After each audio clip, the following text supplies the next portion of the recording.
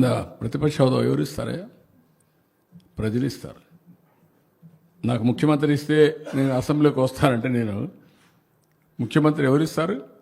ప్రజాస్వామ్యంలో ప్రజలు ఓట్లు వేస్తారు. ఏ పార్టీని ఎక్కడ కూర్చొని పెట్టాలో వాళ్ళు డిసైడ్ చేస్తారు.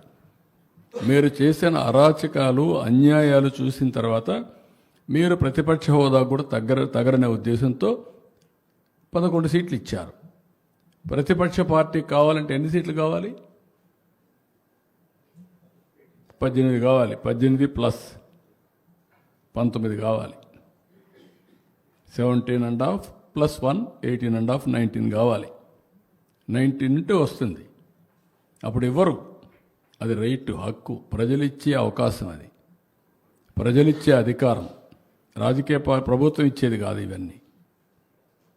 ఇంతకుముందు 94లో కాంగ్రెస్ పార్టీ ప్రతిపక్ష హోదా ఇవ్వలేదే. 26 మంది గెలిచారు. అప్పుడు ఇవ్వలేదు.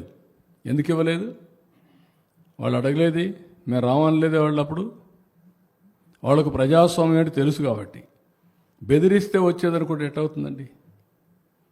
ఎక్కడ బెదిరిస్తావు? ఎందుకు ఇస్తారు?